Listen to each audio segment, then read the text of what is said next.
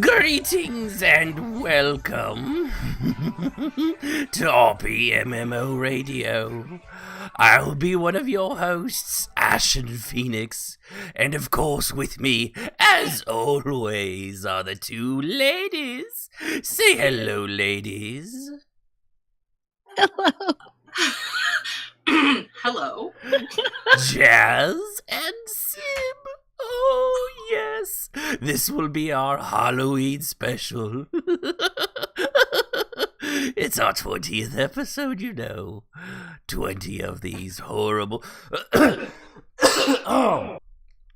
about that. I had something funny caught in my throat. So 20 episodes, Halloween special. Welcome to RPMMO Radio. I didn't tell them I was going to do that. That was a little bit of a surprise. It's as much fun for me as it was for them. Probably more for me.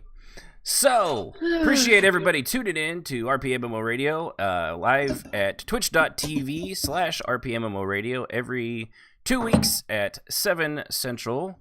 And, of course, at our podcast, if that's where you're listening, you can always join us there. And if you're listening to it after the fact, you probably already know it's a podcast, because I just said it twice, and you'd be listening to it after Saturday.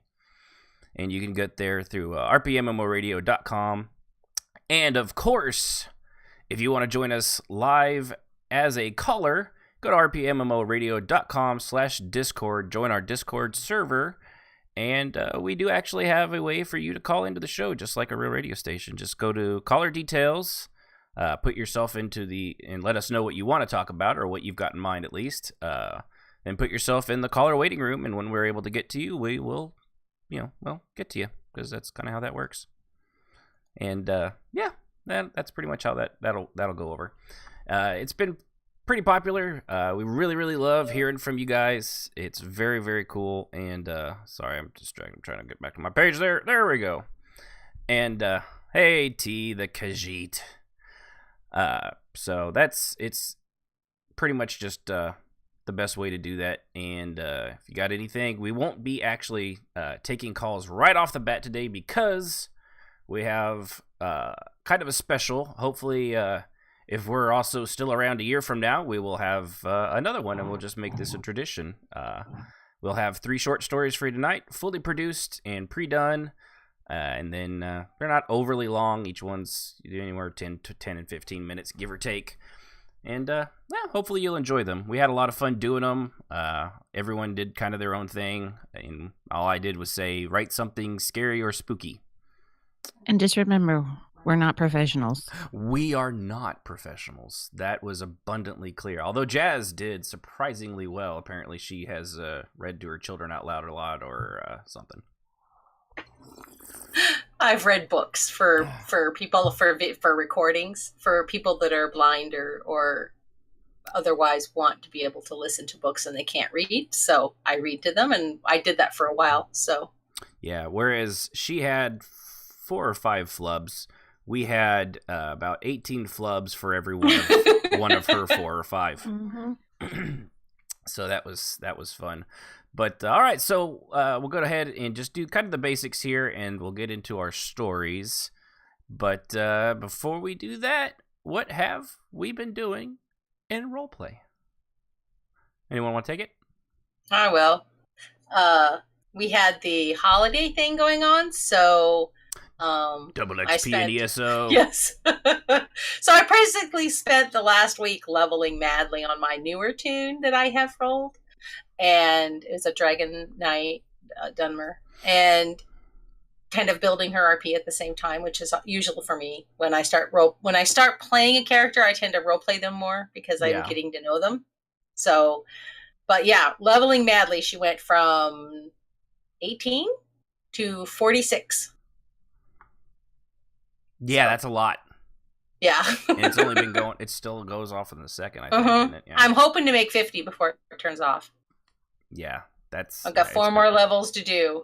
Did you do what I did the first time and not realize that you didn't have to click on the little cauldron that it summons and turns you into a skeleton for 2 hours? Took me a while to figure out that, and because I kept turning it off, and I thought I was turning, because I couldn't stand it. And then I realized they were 2 separate things, and I felt stupid. So, here, I'll make you feel better. I just stayed logged in for 2 hours because I didn't realize you could cancel it. So okay, I don't feel so bad. feel a little better. You feel a little less stupid. Yeah, just a little bit. Yeah, well, you'll do something else to prove me wrong. Yeah. No, I really did. I had no idea you could cancel them. I know in like EQ2, but there's so many. Like, I was going off the fact that it's a motif, or no, a memento, and you can't shut mementos off early. Like, when you do a long one, you're kind of stuck waiting for the animation to run its course. You can't cancel out of them. I thought that was the same thing. Turns out I was wrong. So there we go. You were wrong. I was I know. way Imagine. wrong. Been wrong. What about you, Sib? You got anything? Not really. I've had a lot of real life stuff going on and haven't actually been in the game, but just a little less. Oh, gotta get a little closer. You're cutting out there, babe. Oh, sorry. I was like, I get any closer, I might have an issue. Man, just do the Lewinsky thing and deep throat it. You're bad. I am. But no, I haven't had a lot of time to in game. Yeah. I don't have any good, juicy gossip. Sorry, God. I feel like a failure. You gotta speak quieter than that and keep cutting out. So, sorry, we're still trying to. I need to get a new mic because mine is so sensitive that if she speaks too loudly, it picks it up and echoes, and if she doesn't speak loudly enough, she cuts out entirely, which is not any better. So, we're working on that. We're working on it. But as for me, I've had quite a bit of roleplay. Actually, Roger Kishmas there, who just said lewd in the chat, has been doing every Wednesday. It's been a weekly war thing. It's actually been very, very entertaining, and I'm looking forward to seeing how it goes. I think last episode I had spoken of, it's the one where orcs from the other side had attacked the city of Necrom. Technically not in the game, but we pretended, because that's what we do, is we pretend. And then we've been trying to gather other allies from the House Dress and Telvanni, which in Elder Scrolls are two houses that aren't actually part of the pact and all that stuff. And so we had to go and negotiate. One of them kind of got funked up at the last minute. Something they had pretty much signed and agreed to it, and one of the ordinators said, trying to be helpful, but offered something else after the fact, and then it was immediately agreed to, and she was speaking with some authority, kind of boned the whole deal, and she got into a bit of trouble, which was kind of funny. Kind of sucked, but kind of funny. And then recently they did the lewd guy, who was a house dress, who liked large women, large Nordish slave women was his thing. And Tarvala, being a very large, not Nord, but very large Dunmer at like 6'2", and the body and muscle mass of like an Amazon, was definitely he tried to proposition like 500 soldier slaves for her, a night with her. That was very funny. Luckily, she didn't have to do that because dress are gross. Sorry, house dress people, you nasty. But yeah, it's been doing that every week, and of course the regular stuff with had training and things like that. That's always very, very enjoyable. But that's enough of what we're doing. So yes, House Indoril for the win. But so you guys ready to go into the stories? We're having to set this up a little different because I don't have the capability or the technology to pump into their earphones everything I hear. Like if you're listening on the podcast, all the stuff that you hear on your end, I can hear that. The girls cannot, because we're doing the whole thing over Discord. So there's unfortunately no real way to accomplish things like that.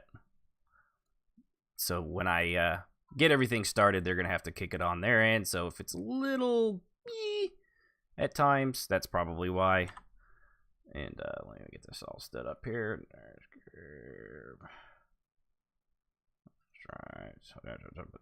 Had all this set up, and then something got moved. There we go. And ta-da! And that's why it did that. It just overrides things and now they're all the same one. All right. You know what? Screw you. I'm going to do this my way. So, no pressure, right? No pressure at all. So, the very first one we have coming up is a story written and performed by Jazz called Last Rites. And no pressure there. No pressure at all. Again, we hope you all enjoy it. I don't need to tell you anything more about it. We'll probably talk about them a little bit after the fact, but we're going to go ahead and start out with Jazz's. And this, without any further ado, is Last Rites. He looked behind him in the darkened jungle, furtive and tense. For the last 2 months he had run, staying low and hiding out, campsite to campsite, sure that each day was his last. His breath was short and tight. His body was aching from worry and fear. He walked fast in the quickly approaching dusk, unhappy to have found himself in this dense, wooded place so late in the evening. Why did he stop for an ale? Why did he have to talk to that interesting Bosmer? Why did his libido always make the wrong choices? Why? The path stretched ahead into the looming darkness. No lights and no torches for the immediate distance he could see. He paused his quick walk to catch his breath, leaning on the staff and stretching his burning shoulders. The pack was too heavy to walk this fast. What had he been thinking? His head twitched to the sound, eyes widening and pupils expanding in fear as he sought to see into the darkened foliage, deeper into the rising dust and faint fog on his right.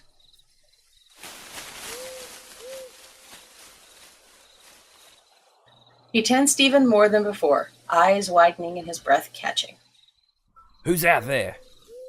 he called out loudly, enough to startle a nearby clutch of birds, who jumped to wing and dashed out toward the sky. Crickets chirped. Somewhere a frog was calling to another. The hum of the forest continued. This time it was on the opposite side of the path. His eyes and body turned sharply to face where the noise had come from. "I know you there. Come out and face me." He stood there, fists clenched, waiting for an explosion of sound to erupt and betray the coming attack. The forest did not pause in its song or dance. No attack came. He slowly began to breathe normally. He resumed his walk, shrugging the pack higher and trudging through the forest, following the twisting path in the growing, deeper darkness. After walking for a few minutes, he paused and stopped along the path to grab a sturdy stick and opened his pack. Kneeling on the ground, he quickly took from his pack supplies to make a torch, wrapping the stick tightly with strips of cloth and using the flask of oil to soak it before he finally lit it with the flint. The light was immediate. He held up the torch high to illuminate the area around him. He took 1 step, 2 steps, 3 steps off the path, lighting the dark forest to see if anyone lurked around him. Nothing was there but a few startled rabbits that shot away and caused him to start and then laugh. He was being silly. He nodded at his own foolishness and resumed walking, torch high and switching hands from time to time. The forest was less terrifying with the light, and he moved quicker. As he walked, he mused to himself that he had never really realized how long this stretch of forest was when walking in the daylight. After an hour, he finally paused and sat in a clearing. Using some loose stones, he propped up the torch against the boulder and stopped for some supper. It had suddenly occurred to him that he was starving. Food was pulled from his pack, and he sat there in the half-light moonlight, filling the little clearing in the wood. His eyes moved up and focused on the full moon in the sky. His eyes were immediately drawn to the location of the snap, to his right and forward, directly ahead of where he would have gone on the path. His heart danced in his chest, tighter. His eyes stared at the path intently. As they stared, horror began to build in his mind, a fear of what might be there. His breathing stopped completely when a small figure stepped into the moonlight for a moment and pointed at him. The figure did not advance. It was impossible to tell the gender or even the race at this distance, but it was definitely a person clad in dark cloth with leaves and twigs sprouting from the body. He began to feel dizzy and realized that he needed to breathe. A breath. In, out. The figure took a step back into the darkness and vanished, swallowed up by the power of the forest. His supper had dropped from his flaccid grip, paralyzed in fear. He barely held to the flask. His body trembled, and he continued to stare into the forest where the figure had stood and then vanished. His eyes looked back to the side where he had come, only to see the same figure there. His heart flopped in his chest. His eyes grew wide at the sight much closer to him on this side. The figure pointed at him. It was grinning. It was then that he realized the person was naked, save for twigs, leaves, and moss, caked on the body with what looked like red mud. The eyes were wild and hungry. His mind raced. It was too far to run in any one direction. His mind reminded him that by now he was in the near center of the thick trees in this little forest. Anything waiting for him would surely get him before he could get into the clearing, into the next house or help of any kind. His heart throbbed in his chest. His breathing felt like something was tight around it. The figure gave a dark laugh that rippled through the darkness to him, and then, in a flash of movement, it was gone.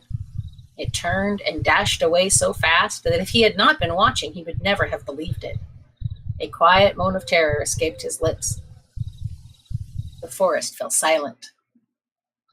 He stood there, his ears straining to hear anything. A cricket, a bird, a bug buzzing past his ear.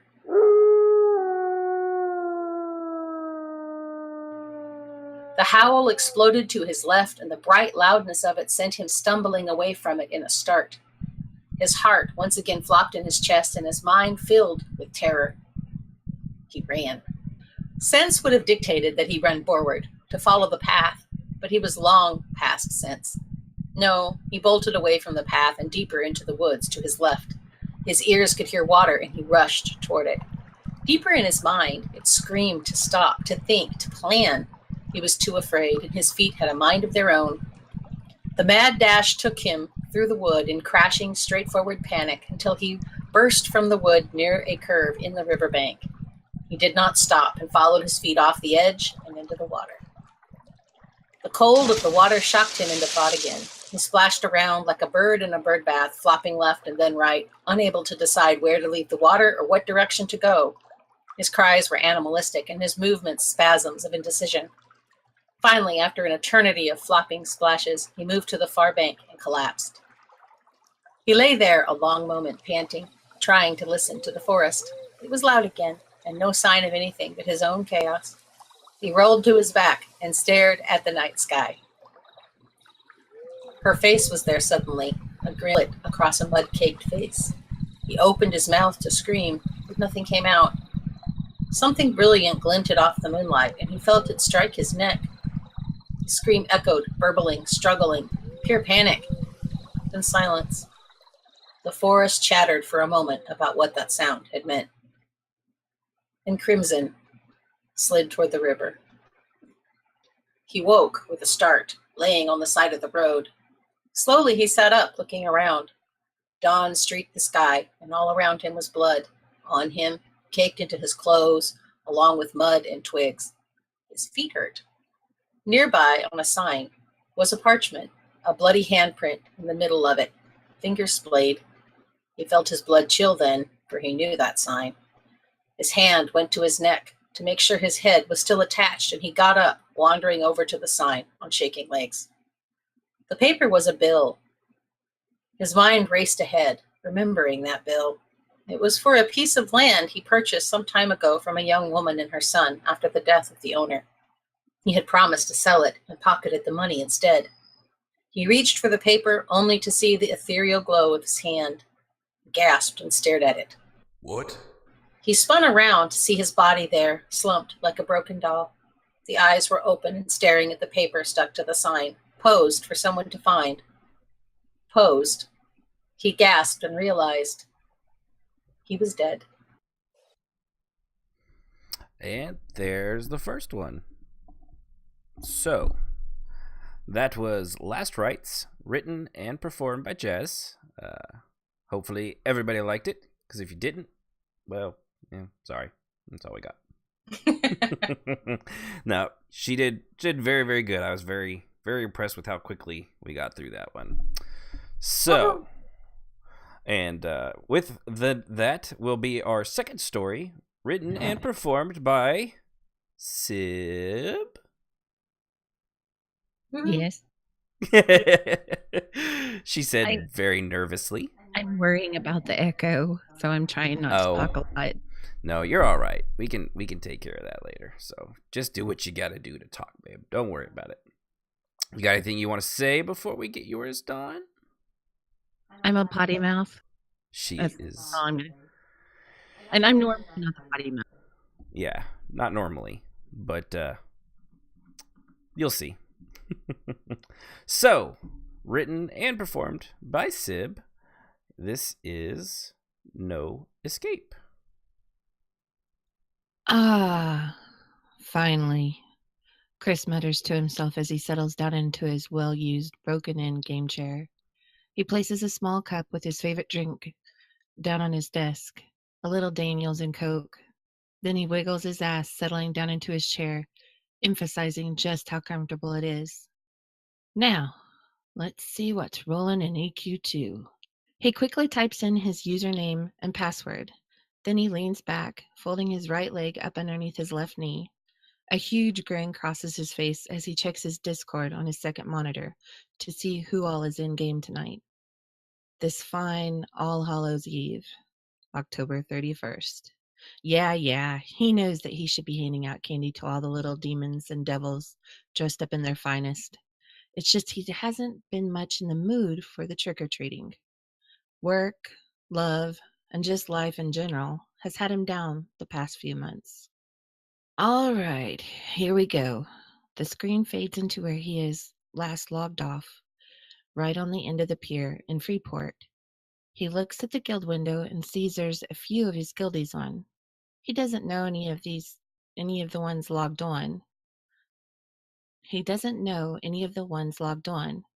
Feeling a little bummed at that, he moves on to check his quest log and sets off to find something fun to get into. Going to the World Bell, he selects to go to Nectulo's forest. He thinks that is where he had left off on the holiday event, Night of the Dead. He again checks his quest journal and then his quest tracker, finding the location he wants after he is ported to the area. Chris calls his awesome mount that took him forever to get. Yeah, there's my baby. The brown nightmare warg appears with him on it, causing him to beam a Cheshire Cat grin at the screen. What? Mel? Huh? Chris grumbles as he looks at the little letter icon that has just popped up. Dang, I don't want to go back to Freeport. It's probably just some stupid message of the day from the guild. His thoughts have just finished when the game again announces he has another message. And another message. Chris gets annoyed as he looks at the little letter icon on his screen. Fine! Shit! Apparently somebody wants to tell me something. Irritated, Chris pulls up the map and locates the closest mailbox. This better be. Okay, so that was my fault. I realized what was going on. I clicked the one that was the raw file and not the one with the sound effects, which is why that just sounded like she was repeating herself constantly. So that was my mistake. I'm sorry about that, everybody. On the actual show, I might actually have to edit that out. So, for you live listeners, sorry about that. What'd you say, baby? You mute? Oh. But yes, I apologize for that, everybody. So, here is the actual one with all the sound effects and all the hard work we all put into it. I should have realized it right off the bat that I had not missed her repeating herself like a crazy person. That's just when we flub, that's all the editing process. So, whoops. My bad. So without further ado, here is the actual No Escape with the full sound effects and all that stuff. Apologize, you might have to listen to the first 4 minutes over again, but trust me, it's better with sound effects. Ah, finally. Chris mutters to himself as he settles down into his well-used, broken-in game chair. He places a small cup with his favorite drink down on his desk, a little Daniels and Coke. Then he wiggles his ass, settling down into his chair, emphasizing just how comfortable it is. Now, Let's see what's rolling in EQ2. He quickly types in his username and password. Then he leans back, folding his right leg up underneath his left knee. A huge grin crosses his face as he checks his Discord on his second monitor to see who all is in game tonight. This fine All Hallows Eve, October 31st. Yeah, he knows that he should be handing out candy to all the little demons and devils dressed up in their finest. It's just he hasn't been much in the mood for the trick-or-treating. Work, love, and just life in general has had him down the past few months.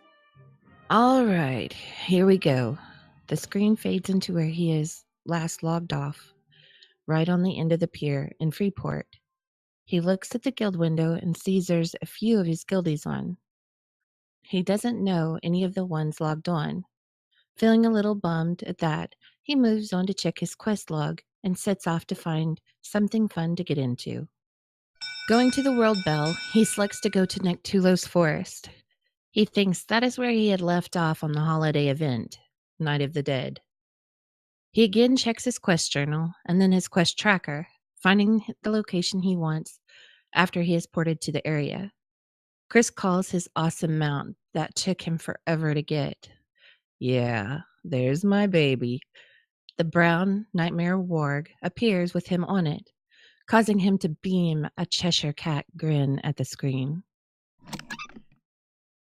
What? Mel? Huh? Chris grumbles as he looks at the little letter icon that has just popped up. Dang, I don't want to go back to Freeport. It's probably just some stupid message of the day from the guild. His thoughts have just finished when the game again announces he has another message. And another message. Chris gets annoyed as he looks at the little letter icon on his screen. Fine! Shit! Apparently somebody wants to tell me something. Irritated, Chris pulls up the map and locates the closest mailbox. This better be good. If it's some spam douchebag, I'm going to report him so hard. Finally, getting to Neriak, he dismisses his mount and clicks on the mailbox. 1. Letter from the dead. 2. Letter from the dead. 3. Letter from the dead. 4. Letter from the dead. 5. Letter from the dead. Just then, another letter appears. 6. Letter from the dead. Chris looks at the messages with irritation. He clicks the first one. Death comes for you this night. Signed, the Death Collector. What the hell? Ha ha, very funny, Chris sarcastically mutters. He clicks his friends list to see which one of his asshole friends is on and has sent him this. Huh? None of his friends are on, or none of them are showing they are on. Bunch of ass. He clicks his Discord to bring it up on his second monitor so that he can check it out. His eyes go to the list of his guildies and friends, then run down the list to see what everyone is playing or not playing. He looks annoyed seeing that no one is actually playing EQ2 right now. He minimizes Discord and looks back to Sintis, his assassin character standing, looking at the letters in EQ2. He goes to the second message and clicks on it as a small feeling of unease begins to worm into his guts. Step by step, it creeps from behind you. Signed, the Death Collector. Quickly, he turns his character at the other players. Really, there's only like 1 or 2 he sees, and they seem to be just running by, off to do whatever they are doing in game tonight. Chris turns back to the mailbox, then moves the mouse over the third letter and clicks it. Look as you might, you will not see it when it comes. Signed, the Death Collector. Oh, ha ha, fucking troll. I'll fix you. He clicks the spam button, marking all the messages as spam. Then he clicks the setting so he can report the player. I hope you like that, Death Collector, you asshat. Chris quits counting as the letters just start appearing in his game inbox. He scrolls down through them. They all announce a letter from the dead. What the fuck? Come on! Pissed now, he goes to the last one in his inbox and clicks it. That chill running down your spine right now, Chris, is my finger. Signed, the Death Collector. Chris freezes as a chill does run down his spine. Starting and standing quickly from his computer, this causes his chair to fall backwards, banging loudly on the floor. He jumps at the sound of it, heart pounding, head swiveling. He laughs slightly. What the hell, Chris? You dumbass, he sighs and sets the chair back up. Someone is fucking with you. Damn Barry. Or maybe Otto. Probably the two of the bungholes together. Finally, he gets himself under control. He looks at the screen with all the messages lined up on it. Taking his mouse, he moves the arrow icon to the sign out button and clicks it. He clicks the Discord icon and sends a message to Barry and Otto, his two best buds, in-game and out of game. Nice one, you two. I don't know who thought of it or how you managed to pull it off, but you got me. Now quit messing with me and let me enjoy my Halloween night playing my games, you two asshats. Don't you have better things to do anyway, like enjoying Bob's party? His hand, moving the mouse, goes to click the EQ2 button again, but he stops. I wonder what's been happening in the Old Republic lately. I wonder what they have going for the holiday event. It's been a while since I checked it out. I think I'll go hang out over there tonight. He moves the mouse icon to the icon that will open Star Wars The Old Republic. Yeah, let's see what's going on here tonight. Entering his username and passcode, which it took to find his cool little passcode generator, Chris had forgot he put it in the little secret swivel drawer on his desk. With a click of his mouse, he waits. He turns his head. Did he hear something? What was that, he thinks. Oh my gosh, Chris. What is wrong with you? He verbally reprimands himself. You're acting like a total wuss. Game fades in, and Chris has no idea where he is. Taking his mind off the noise he thought he might have heard, he moves the mouse so that his character slowly turns. Is this Narshada, he thinks? His character, Xanatos, his Sith Lord, is in a cross hallway. All 4 hallways lead off in different directions. All look the same. He clicks the M key and pulls up the map. The map just shows the cross hallway that he now stands at the center of. Really? What the hell? Chris tries to click out on the map to see more, but nothing happens. Chris freezes. Then slowly he lets his chair turn first to the right, then to the left, looking around. His apartment is small, 2 rooms and a bathroom. He looks around, trying to locate the source of the noise. His brow furrows as his eyes settle on the dark bedroom, letting his stilly gray eyes glide right over the lit bathroom. I am losing it. Getting up, he removes his headphones and moves towards the bedroom, cautiously and feeling like a total ass. He flicks on the light and sees nothing. He moves deeper into the room. Nothing is out of the ordinary. He mutters to himself, I should have went to Bob and Christie's Halloween party. He then leaves the room, clicking the light off and shutting the door on his way out. He sighs and walks back to his computer chair. Chris sits and swivels back to look at his monitor. He freezes, and a cold sweat instantly pops out all over his skin. Xanatos still stands in the center of the cross hallway, but the walls are now covered with writing and what looks to be blood smears. Death comes this night. It is written everywhere, letters as big as his character, and letters so tiny he can hardly read them. Every inch of the wall space is covered. Chris looks and fascinated. He clicks the / key, causing Xanatos to walk.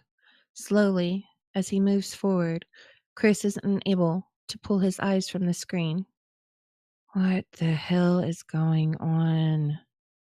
Someone is really playing one elaborate hoax on me, he softly mutters. Then he hears something in the silence that follows. A whispering, soft noise, and his eyes quickly slide down to the sound. He realizes he has forgot to put his headphones back on. Chris's eyes look at the headphones as his mind reels. With shaky hands, he reaches down for them as his eyes look between the screen of his monitor and his headphones laying on the desk in front of him.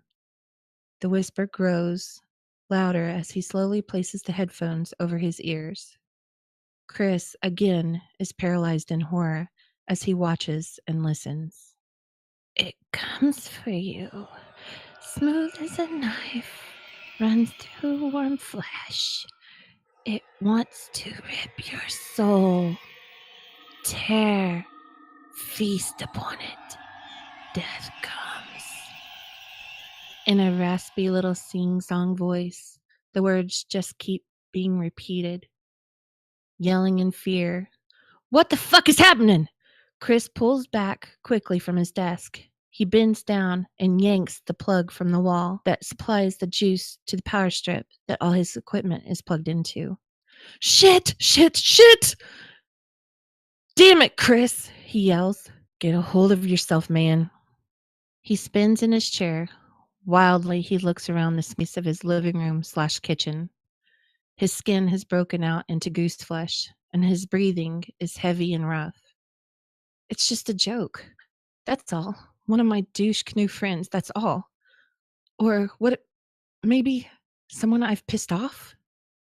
Chris's mind starts to run through all the people that might want to scare him. There's a few or more. His voice finishes his thought.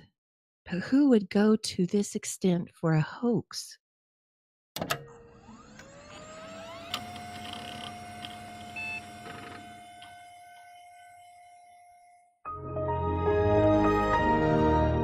Chris goes stone still. His heart feels like it's going to smash through his chest. He can't seem to find his breath. I will not turn around. I will not look. Nope. Hell no. His mind babbles on. There's a tug at his gaming chair, as if something trying to turn him around to his desk and monitor. He can't move, either by sheer terror or by the will of something else. No, he can't move. Another tug, and his chair slowly starts to shift. So slowly, so very slowly. Put your feet down, you stupid shit. Chris thinks. His eyes start to shift, looking left and then right. He can't turn his head. The soft glow of his monitor starts to come into sight at his far left. He can feel the tremble of his whole body as his hands grip the arms of his chair like claws, his nails digging into the foam stuffing. This isn't happening. Stop, stop, stop, stop. Chris's voice comes out in a high, raspy scream. Who is that? His mind flashes. That isn't me. That voice isn't me. This isn't happening to me. To his left, as his chair makes its slow, torturous turn, he can start to see what? What is that? A hand? A fucking skeleton hand? It's coming from his monitor. No way. His mind starts to shut down. Chris has hit his limit of horrifying things. He just watches his monitor like a zombie as his chair comes to a stop.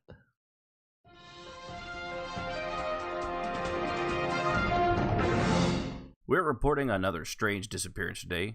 Christian Jameson, a 38-year-old postal worker from New York City, is still reported missing after 10 days. Christian's apartment was found to be empty and largely untouched by his friends Barry Watson and Otto Holmes, who went to check on their friend after they had found he hadn't been reporting for work. The only disturbing clue to be found was Christian's computer looked to have been charred in spots, and his monitor looked as though someone had pushed something through it, causing a large jagged hole in its center.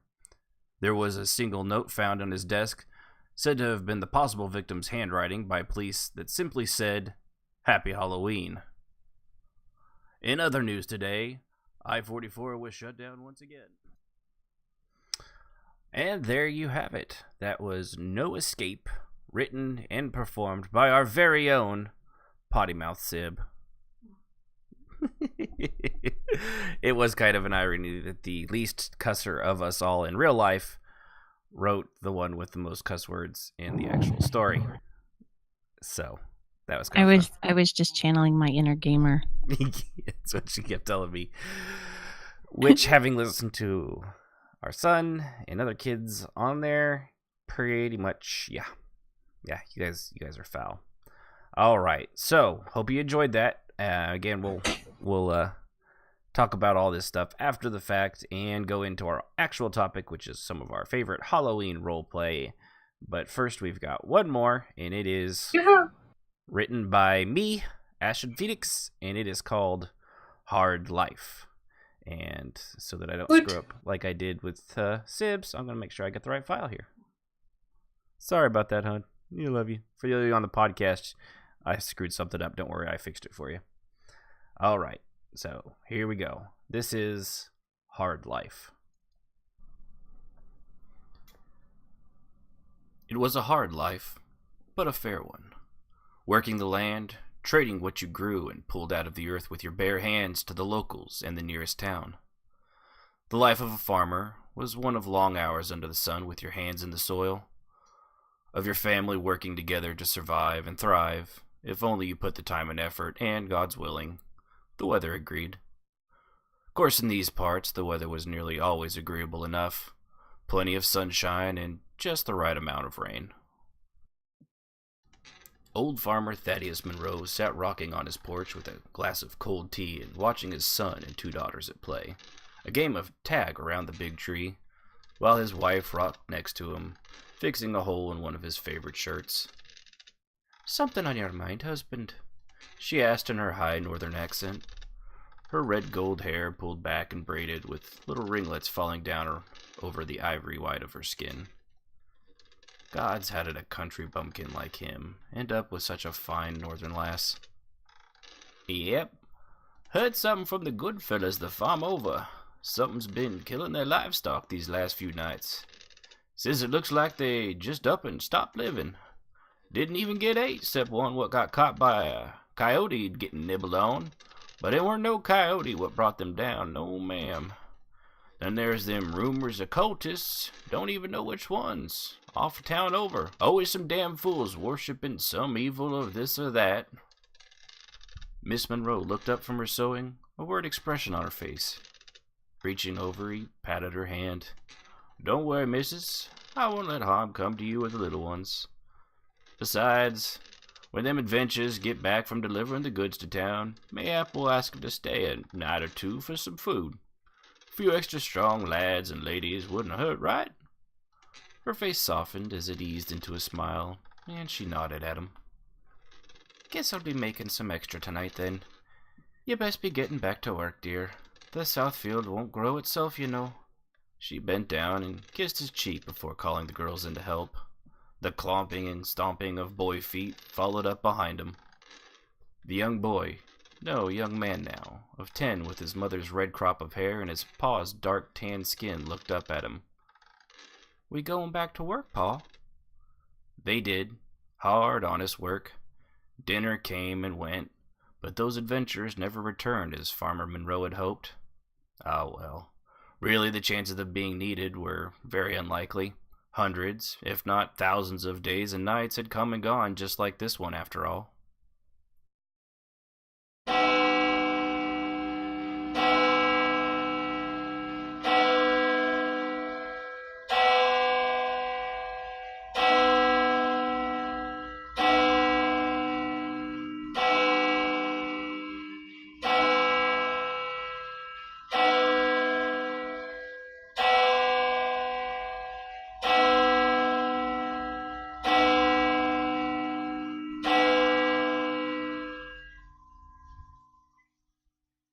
The distant gongs of the old church bell in town struck midnight with their reverberating rings, moving like waves across the valley and echoing off the mountains around them. That isn't what woke Farmer Monroe from his sleep, though. The gong of the bells was something he knew in his heart, had lived with since his parents owned the farm before him. No. What woke him up was the extra gong that sounded. 13. Surely the old priest had just hit one too many notes. Nothing to worry about. It happened now and then. Except, no. No, it didn't. It had never happened before.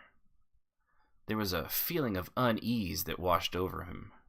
He rolled to wake his wife, hand falling onto a warm impression in their bed where she should have been. He asked into the dark room, "Margaret?" Ears strained, he listened. Nothing. Nothing at all. Fumbling for a match atop his nightstand, he struck it and set a flame to the lantern. The warm flickering glow spread to reveal nothing as the shadows retreated to their corners and behind the objects they stretched out from. Getting to his feet, he pulled his sword out from under the bed. It was an alien feeling to him, not having laid a hand on it since the war he'd been called into and fought in so very long ago. Moving on callous bare feet, he shuffled out of the room and leaned over the hand-worn banister overlooking the bottom floor. Something giggled. A girl's playful giggle, and a shadow that was blocking the glow from the front door retreated out like a black snake whose tail you had only just seen the tip of before it vanished into the woodpile. "Bethany? Bethy? There you, darling?" His voice trembled slightly. Why was it trembling?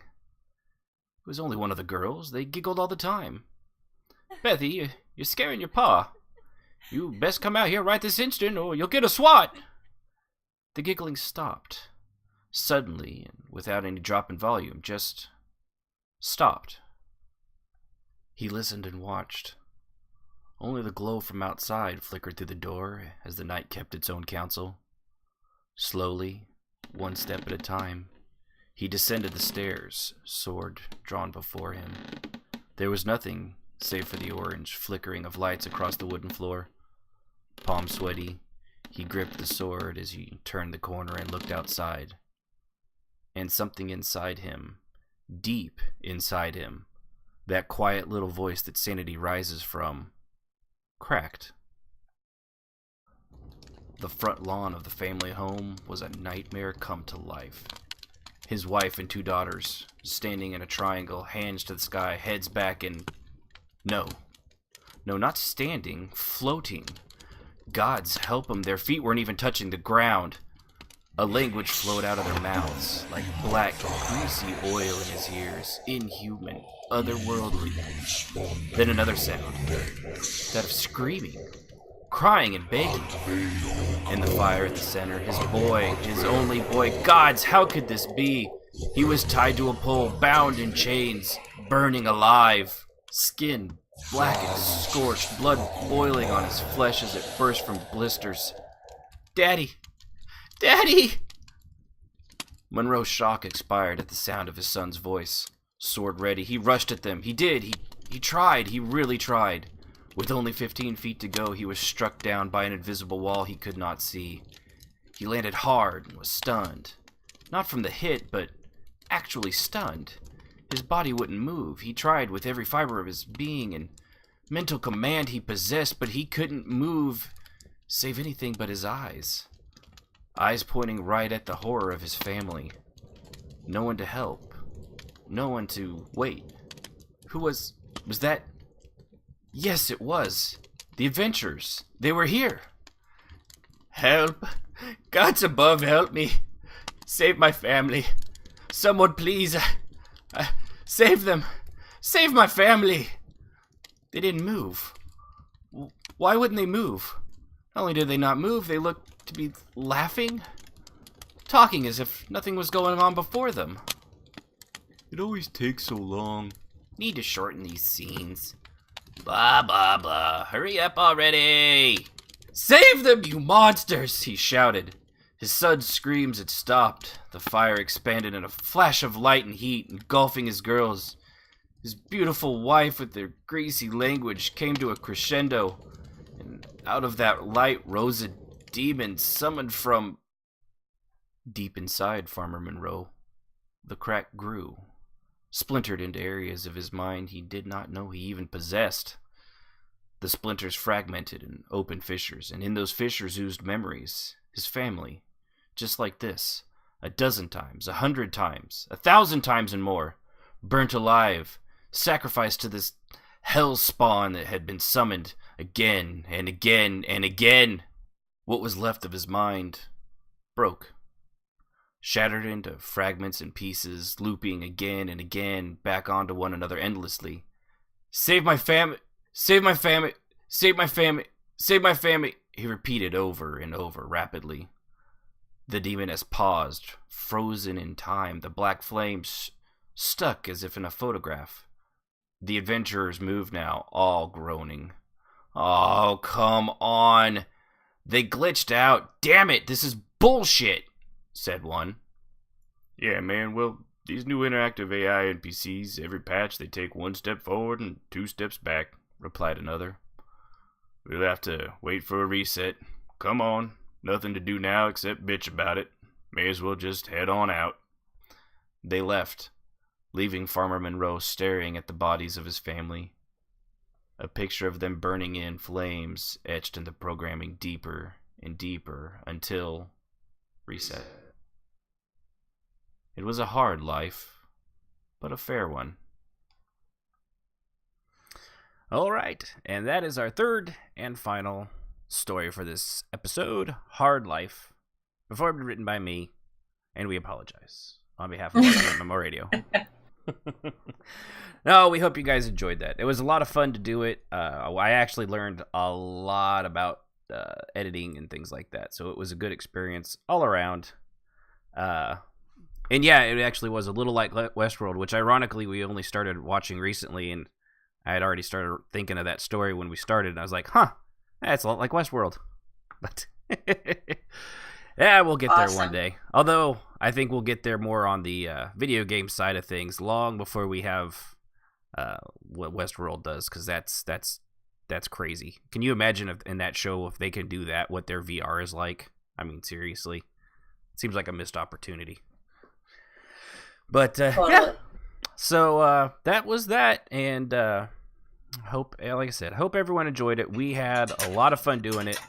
It was a lot of work, more than I even thought it might be, but I think part of that was because I didn't know exactly what I was doing. I knew how to do it, I knew what to do, but I didn't know exactly how and what to do it. So it was a learning process. We all had a lot of fun. So, before we get on to our main topic, I will, and before we get to our advertisement, I'll remind everybody, you can go to rpmmoradio.com/Discord, join our Discord server. Anybody actually listening now and wants to call in if you've ever had scary or interesting Halloween or just, I don't know, like a roleplay event that was nerve-wracking or could be considered in that spirit of horror or sci-fi, suspense, that kind of thing, something that really evoked an emotion, or you just had a ton of fun with, or even if there's been something in an MMO that they do themselves. I know there's a lot of... Is there one that doesn't do a Halloween event at this point? I mean, really? I can't think of one. I doubt the girls will either. I mean, it's just a way. They all do it a little different, but mechanical keyboards, Jazz. All right, they're not mechanical. It's actually very quiet keyboard. It's because I'm sitting right over it. Yeah, it's really loud. But anyway, because normally when it's if it's on the other side of my desk, nobody hears it. Nobody hears it. Yeah. It's that, or we hear you. I'd rather hear you. So. Yes, well, that too. But all right, well, so before we get to that topic, I will go ahead and do a word from our sponsors, or sponsor. It's really actually only singular. There's never really more than one episode. So, hunters. Most believe them to be the shining light of hope in a world of darkness. Slayers of the wicked, saviors of the downtrodden. Keepers of light, sacrificing life and limb to turn back the creatures of the night. That's just what they want you to believe. Everyday maimed and burned creatures that can't help the way they were born into the nocturnal world away from that of mere mortals.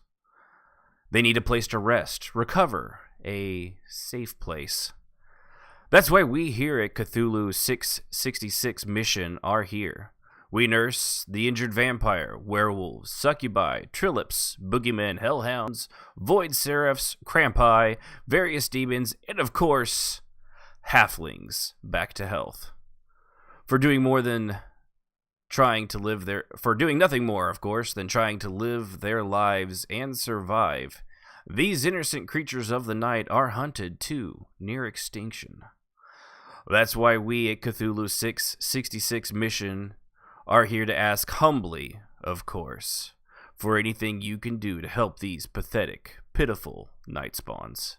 Any donation of money, food, or blood is desperately needed, and of course, tax deductible.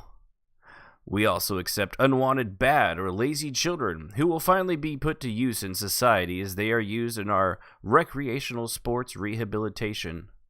Also, tax deductible. So please, donate today. If you are a creature in need, visit any location with our Lord Cthulhu's insignia upon the door. Repeat the chant to be taken to the nearest Cthulhu 666 mission location. And remember, Good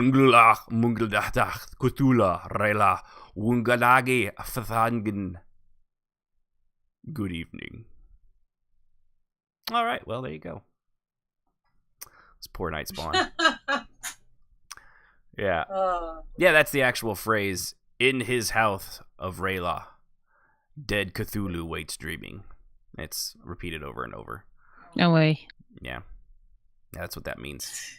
I actually didn't make that up. I actually got that straight out of the books for that one. Yeah. So, there's that. Anyway, that was fun. I don't speak bad languages that don't exist very well. So, if anybody wants to call in, of course you're welcome. If not, we will talk, and you will, of course, be stuck listening to us, because apparently that's why you tune in. God only knows why. So, is there anything you guys want to say about what it was writing those stories? I know Jazz was like super, because she doesn't write horror. She doesn't. You don't even like horror stuff, do you? No, I don't watch horror. Yeah. It's really hard for me to write something that I don't know. Right. So, since I've never really done horror, but I can do suspense. I think I did pretty well. I'd say suspense and horror, they go hand in hand. If you're not suspenseful, then you're probably not going to get scared, you know? Yeah, I mean, I do suspense and gore. I do both of those really well. Gore very well. Yeah, you've read some of my stuff. They can get really... Very viscera. I can do gore very, very well. Gory stuff does not bother me, so I enjoy writing about monsters and things like that. Which is ironic, because most people are okay with horror and not the gore, and you're like, oh, right. Horror scares me. I don't want to see that. But well, I mean, of course he pulled his intestines out and wrapped it around his neck. But I saw danced around the fire. Yeah, but I saw it coming. Yeah, I think that's a lot. I don't like jump scares. I don't like. Yeah. It is very scary. Oh. The whole Pennywise thing is very scary on a very visceral level. Yeah, he really tapped into that. Yeah, and also Aliens, which is another one that I can't, and of course all of the Friday the 13th, Freddy Krueger, all that stuff just freaks me out. I can't do it. Really, that is so funny. No, I have to. I watched Aliens and Aliens, the second one, the first two. Alien is the first one where there's only one. Aliens is the one with the Marines yeah. Okay, I've seen both of them, but I've never seen both of them because both times I was made to go, I pretty much sat there with my eyes closed, hands over my ears, going la la la la la la with my eyes shut. So I don't. I saw bits and pieces, but basically anything that wasn't scary, I remember. Yeah, you're just but like beyond. When they found the sweet little girl and everything was quiet, it was good. And then there was a black beastie thing that had two mouths, and I stopped watching. Yeah, I remember the little girl. I remember a lot of the scenes with her. What was it? Newt. Her name was Newt. Yeah. And the computer guy that lost all of his arms and legs. I saw that part because that wasn't really scary. Yeah, the bishop. Yeah, the robot with all the white blood stuff. Yeah. And I remember a lot of the pre-scary stuff. because I could watch that and I was fine. But yeah, no to the rest of it. So I spent most of the movie with my eyes closed and hands over my fingers in my ears, singing to myself. Row, row, row the boat, I think, for most of those. And then I asked her to write something scary. Yeah, so that was really hard, but I thought I did really well. I just tapped into suspense and my love of assassin-y stuff. So you want to tell any of the behind the scenes stuff about what was how that came to you? Well, that is my character. I thought it was interesting when you told me, and I know we didn't talk about saying it here, but hey, we're talking backstory stuff, so go for it. Well, Cial is an assassin for various groups on top of the one that works for the god, and she's unrepentant about that. That's just who she is. I have a little site that I write on for me and my friends, where I keep a journal sort of for some of my characters, and for Cial, since she can't read or write, or couldn't when I first started her, I just wrote stories. And one of the stories that I did was when she went on a thing to kill this guy on a contract. He had a wife and a child, and he was abusing both of them. So after she killed him, she simply made it so that they got his property, and she got them to a safe place. The job was supposed. Killer with a heart of gold. Well, she doesn't kill innocents unless she obviously has no way around it, and if she can't get out of it because it's for Sithis or something equivalent like the Night Mother, dark right. Right. If it's actually for those people, sometimes she doesn't have a choice. But if she's ever sent to kill a kid, she does it quickly without pain. She doesn't scare them. But as you can see, when she's in her element, she has absolutely a great deal of fun screwing with people before she kills them because she enjoys it. Yep. So in this case, this was the guy who she got the contract on a fluke, and she realized who he was.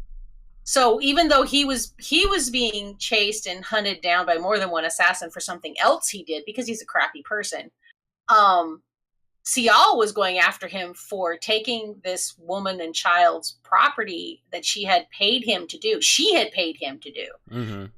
He was supposed to sell the property and give them the money, and he pocketed it and took off.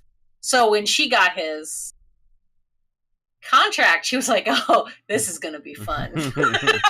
Yeah. And so the interesting Bosmer that caused him to be so late at the beginning was her. Yes. Her. Yeah, that was her. Held him up so that he'd be stuck out there in the middle of the night. Yep. So she killed it because that's her, obviously, both because she's a werewolf and because she's a creepy person. Enjoys the night and enjoys the benefit it gives her. Because, as I've always played her, when people challenge her to a fight, they expect her to be this great person. She's not. She usually loses. Well, yeah, because their assassins are made to be sneaky. The only way she wins, like she says, cheating is winning. And like this guy was like, "You're really a crappy fighter." She says, "I do a lot better when you don't see me coming." He just kind of looked at her and went, "What? Nothing?" It's all good. It's all good. But yeah, I thought how you'd come up with it was cool. And I had to think of a reason, and I thought that would be a reason for her to be out there doing that, and that just made it fun. And then it just took me about a week to write. So yeah, off and on. Yeah. I don't have a lot of time, so. What? Yeah, I know, right? I feel you. Yeah. And what about you, Sib? You want to go? Hers was inspired by possible real-life events. Or at least people that she knows. Your turn to talk, Carlin. I know. Yeah. I'm trying to figure out what he was talking about. Your story. Who'd you base that on, you butthead? Well, I based a little bit on you. Yeah. And then a little bit on, just, I don't know, people I've, talked to and hung out with. So. You're going to need to fix your central lower. You're cutting out way too much. I don't know how to fix it. Sorry.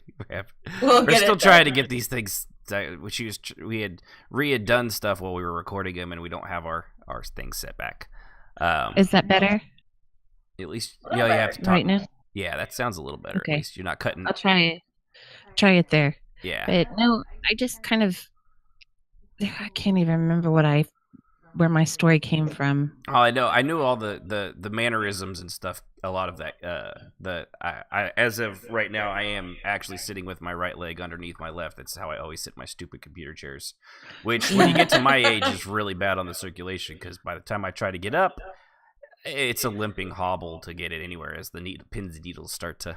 So you're saying she's fascinated with the idea of you getting killed by your computer? Yeah. Yeah, I think so. I think there was a subconscious threat. They were sending What's so weird is, like, just yesterday I got a couple life insurance policies I don't remember taking out in my name in the mail. Oh, you better watch it. Yeah.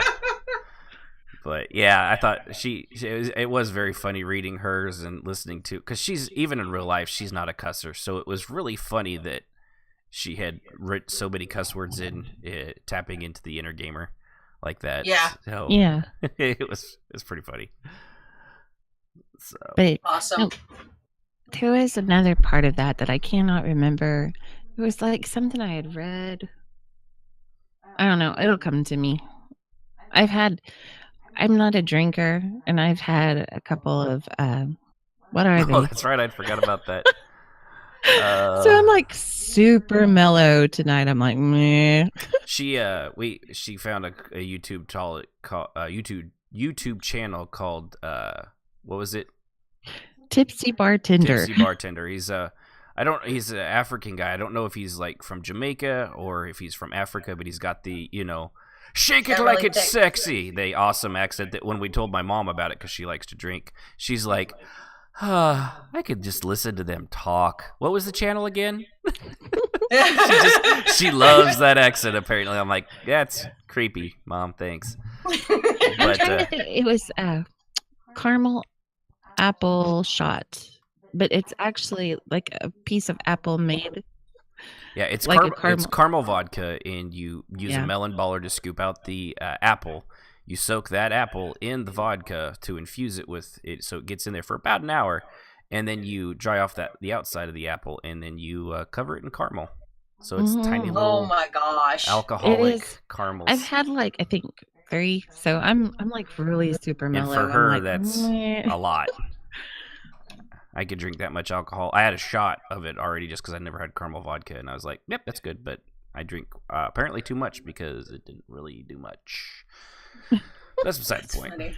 As for my story, I just tried to think of something scary and going off of like the future of video games and AI and things like that, and the one of those something that would just be horrible is living the same period, same horrible instance day after day, even if you don't remember it.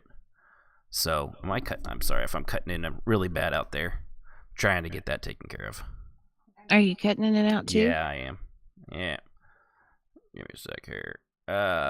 Maybe it's not me then. No, I think it's. There we go. Okay, that should take care of that. Dang you, technical difficulties. Yeah, we're having we reset so many settings when we did all that stuff. So I'm sorry if I've been cutting in and out for you on the podcast, you on the live stream. We try to do the best we can. Doesn't always work, but yeah, it was. That's kind of where I came up with, and then of course, scary bits, the adventures. If you were an NPC, how horrible would it be to have adventures there when you're getting your cutscenes there, and you're just getting slaughtered over and over and over again, and they're just what do? We just sit there and like, all right. I remember there was a vampire in a crypt in EQ2, and he had the longest friggin' monologue. You remember that, Jess? I remember him. Yeah. Yes. And we were just always just like, oh my God, just die already. I think I did that one. Yeah, did you did that one. Did he stand on top of like and the there was coffin? that one big ball thing with all the arms and eyeballs and stuff. Remember that one? That one also just went on for freaking never. It was like you could just everybody. We'd have the raid. We would start his monologue, and then everybody would take their bathroom break. It was literally that long. It was that long. Yeah. But okay, he's yammering. Let's get ready. Just do what you want to do. So, all right, yep, and that's where I kind of came up with mine. So again, if you guys want to call in, feel free. No pressure. rpmmoradio.com/discord. Go into the caller waiting room and the host chat, and or the caller details to let us know what you want to say. As for the rest of the show, our main topic is our favorite Halloween RP. And I think I'm echoing real bad on Sibs again for some reason. So I don't know. We'll figure it out. I can keep hearing myself. Yeah, I can see her light up every time I talk. Maybe I should lower it just a little. Yeah, or raise it. It's actually the lower you go, the more sensitive it is. The higher, the more to the right you go, the less sensitive it is. Okay, let's try that. Yeah. We'll keep going until we get it right. So user Discord settings, if you go to voice and video, and when you see automatic determine your input sensitivity, the more to the right you go, the less sensitive it will be to pick up your voice. The more to the left into the green, the more sensitive it will be. Just a helpful tip for anybody that ever, for some reason, might ever have to know that. We will get this right. But, okay, so for me, I think probably the most fun roleplay character I've ever done was, which we actually mentioned him before in a previous episode, was the Watcher, which was this dual personality my character Xanis from EQ2 would take. It was like a psionic being of his darkest, nature and ambitions. And one of the first things he ever did, and it was actually, I think I was friends with you, Jazz, and we had started this, but I wasn't quite in the guild yet, because I remember because I remember doing this. Initially, when we first started this, you were not in the guild, and we were just kind of figuring out what we were going to do, because What's-His-Face was still alive, and Vodka was still married to him. And, and I was in the Vagabond Knights on the good side, because that's who I first did this event with. That was my very first sort of Halloween. It was actually for Halloween, if I remember right. Yeah, I think that's true. But in EQ2, they had this was even back when the housing kind of was. It wasn't anywhere near what it was today. It's like a quarter of what it was today.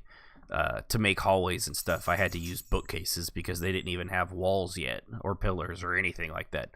So I had taken a house and basically made a small maze inside the house. And I told people, when you get teleported in here, just go to first person so that it, because if you go third person, obviously you can see the whole damn maze. It's not really that much fun.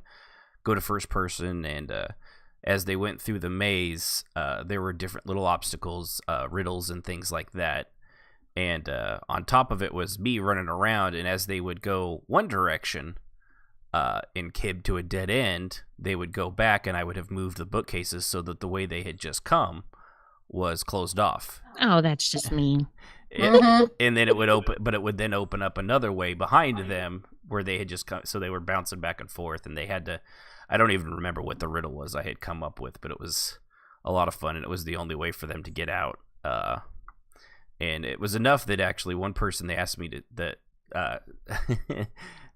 stop doing it or stop having people be able to say it over the guild amulets in character, because they were a teacher, and the people crying and being scared in character was really freaking her out. So yeah, I think it was Toasta. Oh, yeah, if you ever hear this, Toasta, I remember you. But it was pretty funny because, I was like, okay, I mean, I understand, I guess. I'll stop. I mean, I didn't stop the event, but, just people stopped saying, like, I can't get out. Because there was, for the event, I had to take each person one at a time through it. And there was obviously just to make it fun, there was no way to be rescued. That wasn't the point, because I was actually just going to take each person that wanted to do it through one at a time. It was it wasn't a god mod thing. They were, I set it up, and then they volunteered if they wanted to have their characters run through it. So I didn't okay, and now you're teleported and you can't escape. Which I mean, I did do, but that was with their permission, so that makes it okay. Yes. But yeah, he was that character, and he did that just for shits and giggles, just to toy with him. It was definitely that was at the beginning of, God, if this tells you how long ago that was. That was like after the first Saw movie came out. Mm-hmm. Oh wow, that was a long time ago. Yeah, which there's been 7 of them now. And which, if he hadn't told me, I never would have known, because I would never watch that. But my husband picked it up. Yeah. But it was gory. Yeah, it was gory, but it was also scary. You're such a big wimp. You're the toughest. I do not do. Yeah, no. You're one Zombies. of like the toughest broads I know, and yet I can't watch it. It's scary. Is it rated PG-13? I can't. It's PG-13. I'm out. I can't do it. In my defense, I mean, I watched, what was it, The Sixth Sense? And other than a couple of spots that I had to close my eyes with the whole that was a suspense movie. Yes, but I was fine with it for the most part. And I have to say, the first Saw came out in 2004. Was that it? 2000. It sounds about right. Yeah, that sounds about. I looked it up. We were role playing in 2005, so it may have been the second movie. Yeah, maybe it was the second one. Because but I know that they were coming out once a year for a good long time. Yeah, they were. But I know that we made Silver Circle in 2005. Okay. So, and we were very young from 2005 to 2006, and that was when you and I were first starting to explore doing events and stuff together. Mm-hmm. The second one came out 2005, October. Well, that was when it was. That probably was then. Yeah. Yeah, because the series had just really started. You know, the first one was technically a one and done, and then it was so popular, made so much money on such a cheap budget, they made 50 more of them, including Jigsaw, which is out now in your local theaters. Check the local listings for showtimes. So, would you say you made Sanus in 2004? Because were you in the game at least a year before you went to the Silver Circle? Well, he was a well-established character when I met him in 2005. Yeah, I was in EQ2 from day one. I spent 6 months in Shadow Slayers, which was the guild run by that by the dickhead that I had told previous stories about. That was asking girls to call him by his real name in ERP. I left for about another 6 months after that, so it'd be about a year in. And what made me come back was when the Soga models, because one of the things I hated about the original EverQuest 2, which I know, and this is a contentious thing between Chaz and I hated the original Michael Jackson Play-Doh hair models because everyone looked like they had horrible botched, like they looked like that living Ken doll, the guy that's now wanting to be a living Barbie doll and is going to go through he's gone through like 58 surgeries and he looks like that. The characters in EQ2 look like that to me. They're like, "Hi, I'm Michael Jackson." Shimon. That's how elves are supposed to look. No, we're not having this argument. You and I have done that too many times. Okay. I'm just looking for little 12-year-old boy children's. Got any halflings laying around?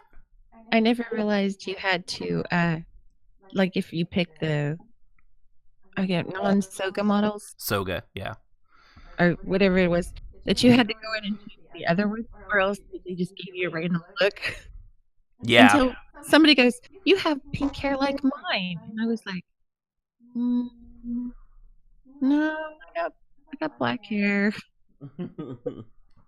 Yeah. I think I just forgot to tell you about that because I didn't even think about it. I was always on him to make sure that he changed both models, because if he didn't, I was always laughing at people when they would not do that because they would look hilarious. I was actually pretty good at it. You knew they never checked, but yeah, you were fine. Yeah, usually. Yeah, because he didn't, like, once I had him established, I didn't change his hairstyle on either one, just because there's no reason to, because that was his iconic hair. Unlike in other games where I changed it like it's hair. So, but yeah, that was one of my first RP events with that. That was a ton of fun. Another one, this one actually, there was a haunted house, although that was connected with Civ, because she had done, you want to go into what you had done and what that haunted house we made together was? I did an EQ2. I built a kind of really neat looking, what was it, cave. I can't remember the house for the life of me. Speak up some, sweetie. That'll help. You're talking too low. Just talk at normal volume. Well, I had built in one of my houses that had like a cave. I can't remember what the house was. I think it was like the Who Man Retreat or Who Man, I don't know. Anyway, so I made a really neat. What are you doing? I'm moving on here. That's why your stuff's there you go. Oh. These two things can't rub against because I can hear them all. Okay. Sorry. Still technical difficulty. But no, I had built a little like haunted house looking cave, and we had a RP ball, and it was just really neat. We had a lot of different things, and as you came in, there was like a little teleporter that you could go to another place that Ashen had actually made a haunted house, and it was kind of like two places in one. It was a lot of fun. Yeah.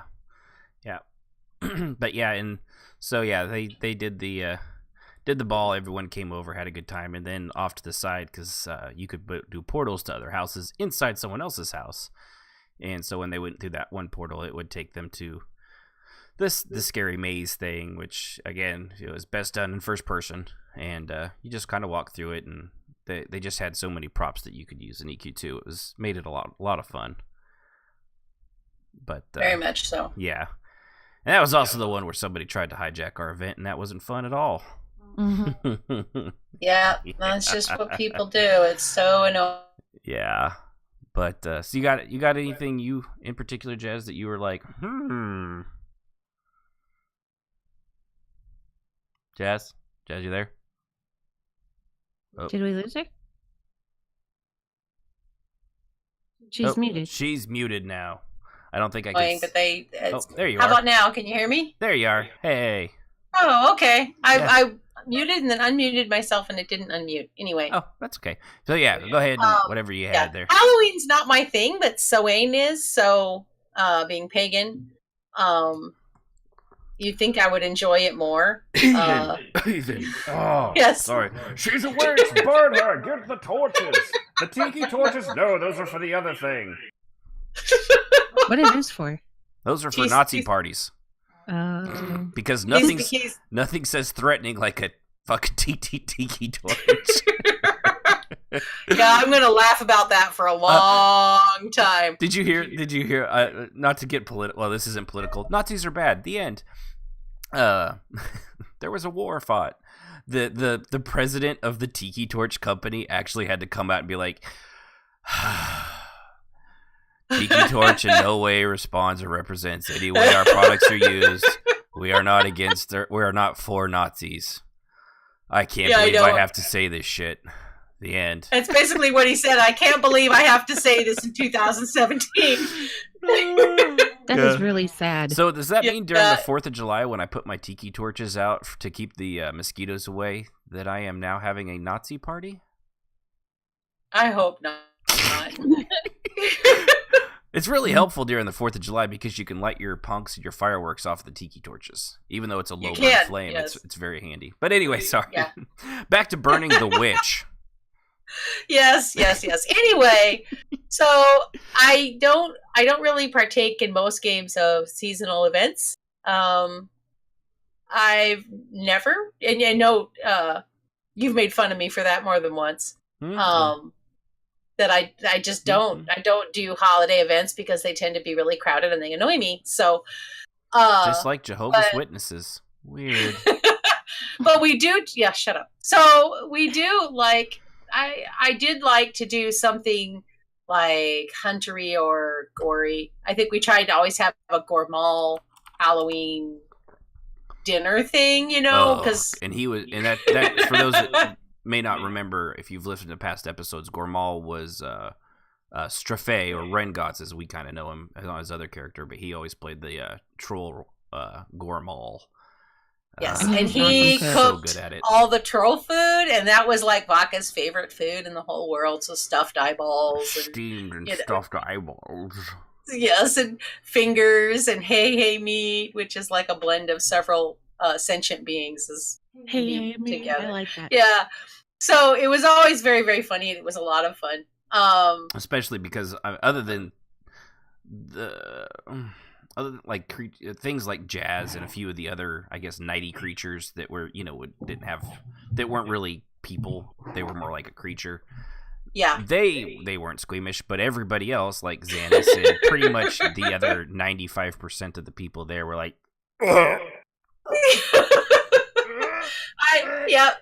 I used to like people would, and actually this week I just had a thing here at work where we were talking and they were like, I have a really strong stomach. There's no way that you can make me gag.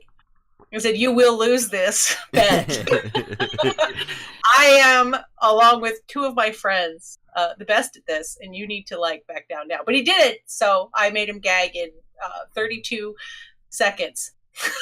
All right, well, I think that's a personal record. But yeah, I don't mind, like I said, I don't mind gory, I don't mind gross, it doesn't bother me. well, Jazz, I think you've set the challenge pretty high, so 32 seconds, make the audience gag, go. I'm not even kidding. Go ahead. I gotta hear it now. Yeah, I gotta hear it. I can't believe you did that. No Why pressure. are you throwing down? I want to see if I can go longer. I have a strong stomach. No, I don't. Well, then you can plug your ears. Are you there again, Jazz? You should go quiet again. There she is. There we go. Okay.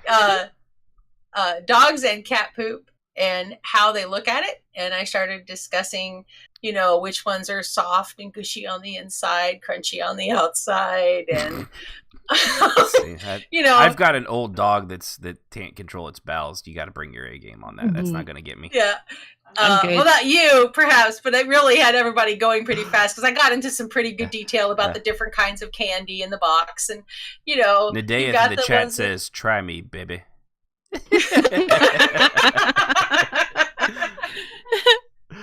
I assume that's what BB means. Yes, I'm assuming. But it was I was very graphic, and I don't want to do that here. So. Aw, you're no fun. But I talked about my grandma. I've talked about my grandma and her eating rotten pinto beans in this gray sludge in a bowl. You told me about that, yeah. Nope. Yeah, and putting it in the refrigerator and letting it ferment is what she called it, until it was this gray slimy sludge. It wasn't fermenting; it was it was totally rotten. It was decaying, right? And and this is one Compost little in the one fridge. little bean, one little bean will like make most people die. I mean, it's poison. And she would just slurp it up like Jell-O because it was gelatinous. And she would just slurp it up and swish it around. I'm throwing in the towel. Oh, you got her. Yeah. Only because we're having beans tomorrow. We are having beans tomorrow. Cornbread, yeah. That was all right. So let's see if we can top that one. Hey, Sid. Ooh. That was very loud. Sorry. Yeah, I'm not giving that waitress a tip. So nothing broke. You want to share your sick story of a tiny little girl and a. Oh my goodness! Oh, she'd be horrified if she knew we were going to talk about this. But since she said she was going to listen to this episode, hey baby, I love you. Go ahead and tell the story, Chris, or I will. She was probably about 3, 4, and I cleaned the cat litter box, so it was clean. And she comes walking out with holding one of her little toy spoons, and it's covered in cat litter, and her mouth is covered in cat litter. It was gross. Talk about wanting to throw up. Yeah. She ate cat turds.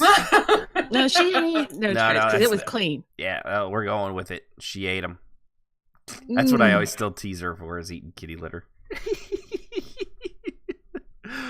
She's in college now, so who cares? Yeah, I miss her. She hates you a whole bunch right now. Oh, yeah. I bet she's like, I'm going to kill them. Yeah. Nadith, my grandmother eats the 1,000-year egg or whatever with the half-formed duck or whatever. Yeah, I've seen those on, what was it? What was the Joe Rogan show? That they had them eat and do disgusting shit. Yep, raw duckling was still in the egg, and you eat them raw whole. Yeah, and or those babies. And I've seen those 100-year-old eggs or whatever that like they're just like black and just nasty. It's like a solid black when you shell them out. So are those easy to find? Something that's expensive? You're still cutting out bad, babe. I'm sorry. But yes, You got They're a you gotta speak delicacy. in a normal volume. You're too quiet, babe. Just speak Okay. up. I'd rather you echo than not be heard at all. But I don't know where I don't even know where you get those from. They're yeah, I'm not sure. So I don't know how. I blame Jazz for us getting on that. Century topic. eggs. Century eggs, that's also known as preserved eggs. Yeah, I'm looking at. Have you ever seen one of those? Yeah, if you haven't ever seen a century egg, type it into Google and look at it. It's a horrifying. Yeah. So yeah, I've seen them on like a Food Network thing. I saw them on that Fear Factor. That was it. That show Fear Factor that Joe Rogan ran for a while. Oh my god, it's ridiculous. I don't know why anybody would do that. Where do you get the idea for like? You know what? Where's that egg been? I want to eat that. Yeah. Was that the egg on great grandma's shelf in the pantry? Anybody got salt? So yeah, it's I don't know how we got on that subject, but terrifying things in Halloween. So we're just gonna have a good time with the whole thing. Have you and I know Sib, she's not been around long enough, so I think that was pretty much the only Halloween thing you'd ever done, isn't it? Yeah. Yeah. So, and I can't think of anything else that really struck out. I know I do have some favorite. I'm actually got to say, ESO's holiday or Halloween thing. It's pretty disappointing. It's not actually a thing. It's just an excuse for double XP after one short quest. There's really not much else to it, and gathering a bunch of Halloween-like items, I suppose. But even that, there's no real meat to it. I know a lot of MMOs, they really, both EQ2 and last year, and I think they're doing it again this year in Final Fantasy 14. Have like a whole mansion and everything in like a long quest line that goes through it. EQ2s, they've had theirs for untold years, where they would redo a thing, and fortunately it was almost the same quest every year, so it did get a little old. But the very first time you did it, it was definitely one of the cooler things. Oh yeah, you had to go. There was a whole story told as you went. Unlocked one room to the other, and things like that. It was you had to put the story of how the family that lived there had died, and by different clues, and there were the bones of their children and the ghosts of their kids.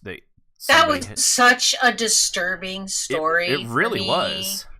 And you can hear their voices, and you're just I did it because it was the quest and it was necessary to do because I'm a completionist. But yeah, and then of course every year you had the same one you had to do over and over and over again. But the first time, like you said, that you did it, it was really well done story. It's too bad that they didn't keep it up and make a new one every year. Yeah, that would have been even better. Adjust it a little bit, which is the problem. Final Fantasy 14 got into theirs. They did. It was the first time they did it last year, and the game kind of suffers from repetitious content updates, which is kind of the thing plaguing it right now.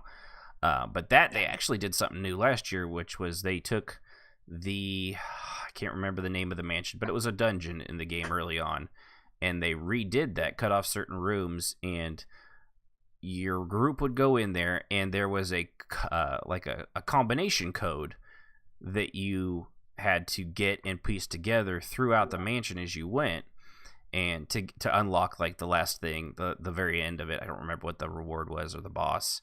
But your group would be in there, and there was no fighting, but you had basically, it was a sanity meter, and you weren't supposed to fight the bad guys roaming the halls. You were supposed to avoid them, and if they saw you, you would be frozen, and your little meter would tick up a little bit, and you were also timed, so you didn't have unlimited time. You had to be careful, but you couldn't be just like super hide constantly. Constantly hide and just wait like 5-10 minutes for it to be perfectly safe. You had to take the risks, otherwise you would run out of time. And it was really neat. It was a lot of fun. I know I did it once or twice, and I think we both passed both times with the pug group that I went in with, and the first time was pretty close, both on time and on like one more person getting spotted would have ended the whole thing for us.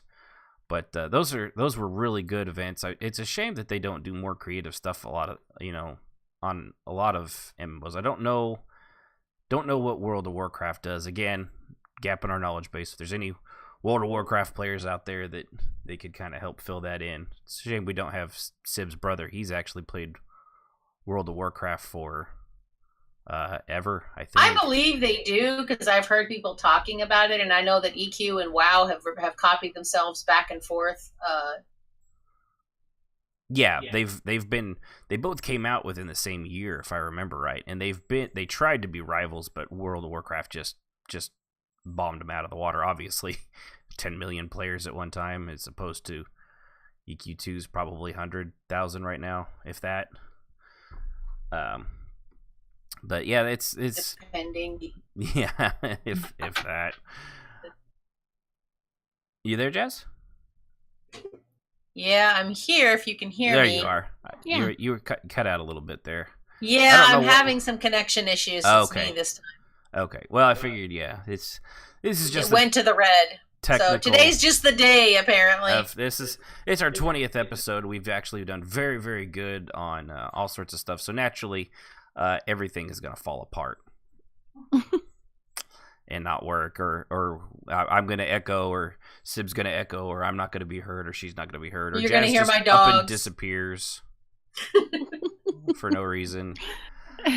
It's just been one of those damn days. Yeah, that's the fun of doing these things live. That's all part of the process, and we appreciate everybody that listens and is patient with us on all that stuff. Totally. Yes. Yeah. So, you guys got anything else? Kind of might run a little, not quite the 2 hours we were aiming for on this. We've got a few other things we can get to though. If you got any dark role play that you remember having, Jazz? I know you've had a lot. Well, I have dark roleplay always. I mean, that's kind of my but shtick. You know what I mean, like. But not on the holidays, no. Something that, well, even it doesn't have to be holiday. I'm just saying, like, even something like, even you were like, damn. Oh, I had a couple with Vaca that were very dark, and Vaca when we had to kill that one character. We had several actually that we had to do that too, but there was one that we had to put to death that was a female that my character was very fond of, and we were all very fond of her. She was a raider with us, and she was a very active role player, and her characters, plural, only one of her characters was like happy, and the rest of them were very dark and were very disobedient, and they were always getting in Vaca's face and going, make me, and yeah. Going head to head with Vaca never ended well. Because then she basically had to put her to death on principle. Yeah, I think I remember that one, and she was cool with it too. She was. Yeah. She was 100% cool with it, but I think I was. Oh, we may be losing her again. Yeah, I'll give her a second here. Dang you, technical difficulty. Just having them left and right tonight. But yeah, was crying towards. Oh, there you are. You yeah. You bonked out there for about 10 seconds. That figures. Yeah. Anyway, okay. Yeah. It was only the core point of your story. Yeah, that's all. Yeah. Yeah. So she was fine with it, and my character was just like torn to pieces over it, but she never let it show. Mm-hmm. Everybody that was watching the role play, with the exception of a few people who were, her officers who knew her very well, knew that she was falling apart, but she would never ever show it. Mm-hmm. And so we went through this whole role play, and everyone was like, how could Vaca be so cold? I thought she cared about this person, and Celie, I think some people were really disturbed that she put this woman to death and didn't even, seem to bat an eyelash. Yeah. They didn't see that she went back up into her office and killed her, and and just lost it. She tore her whole office apart, and it was just terrible person. Yes. But she's an assassin by trade, so this was something she could turn on and off, and she did what she had to do, and then she just was furious, and then she made them bury her properly. and Yeah. she was given a proper burial, even though normally we just like dumped them out and we put people to death. Just We put them dumped in them a out in the slop pile common with the lands. rest of them. Yeah, you know, Nice, she Sam. made her. Yeah, she buried her proper and said her goodbyes. But it, you know, and then she also had to she had to kill one of her grandchildren. Yeah, but you can have more. What was his name?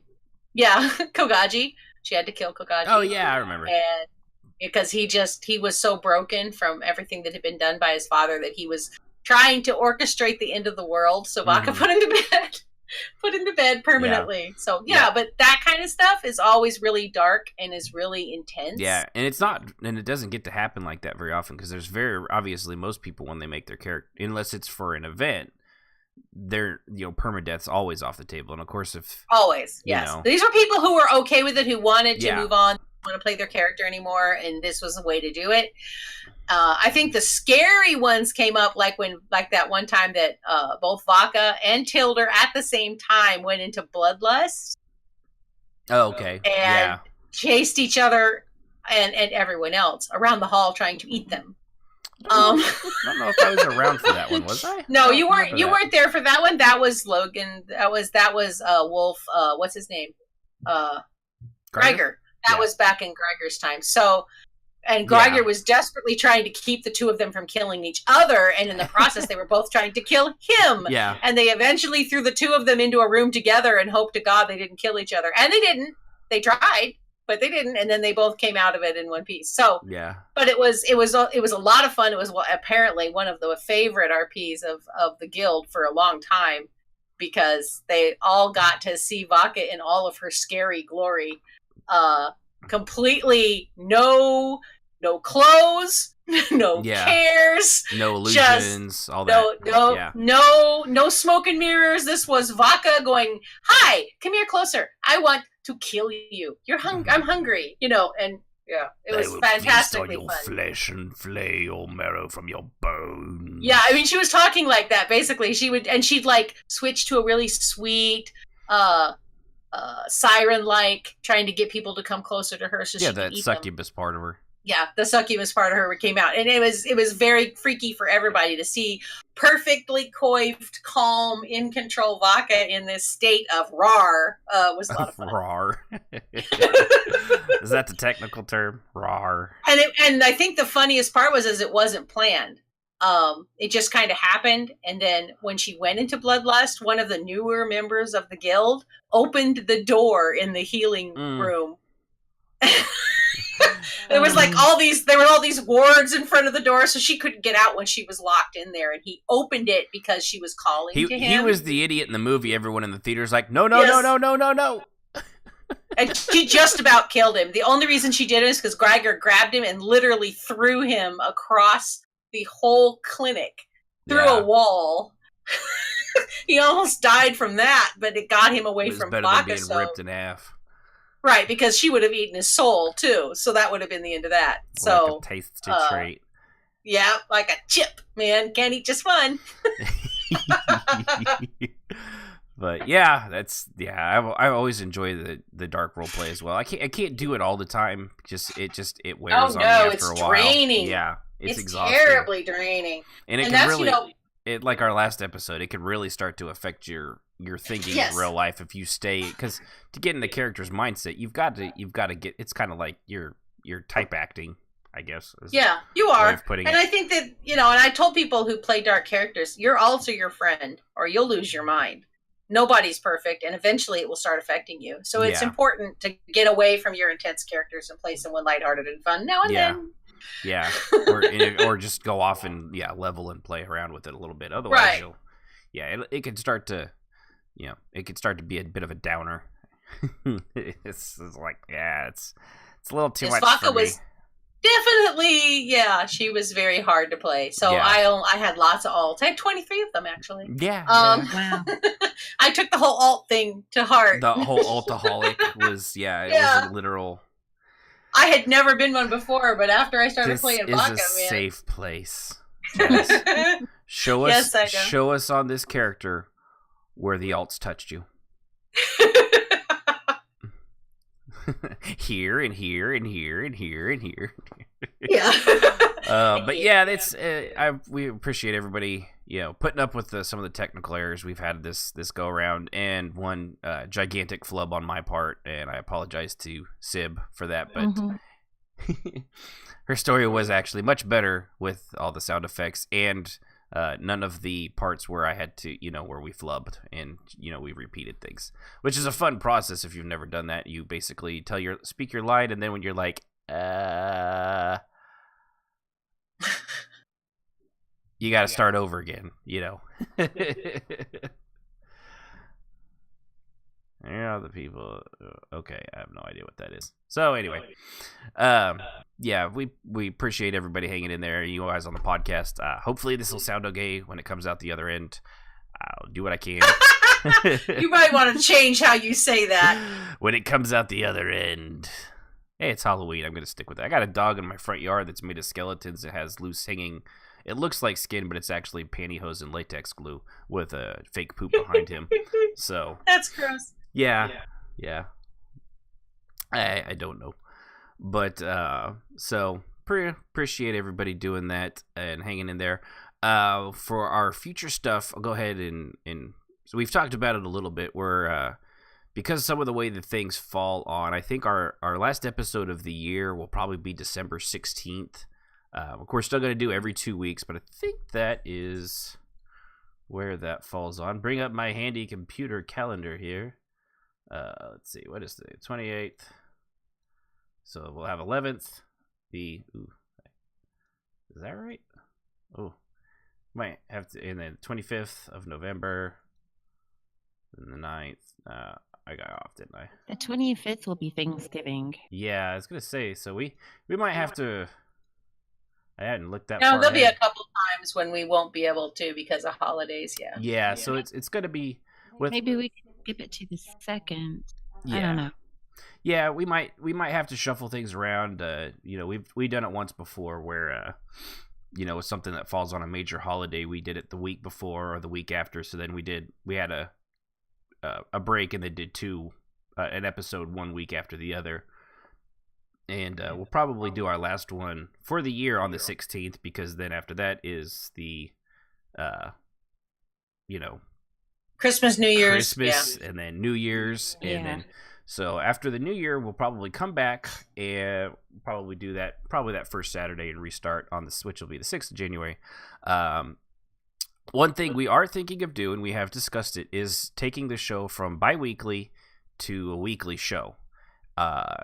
If that's something people want, and I've actually heard a few people that were, they would like to have that. I think we could probably do it as long as we have, participation on your behalf and you guys help us out. Because we have lots of things to talk about, but even that is only goes so far. If you guys have any topics you want us to have a run at, just throw them out. Yeah, we'll give it a go. Yep. Just let us know what either in our Discord chat, or if you email us, or what's the other one?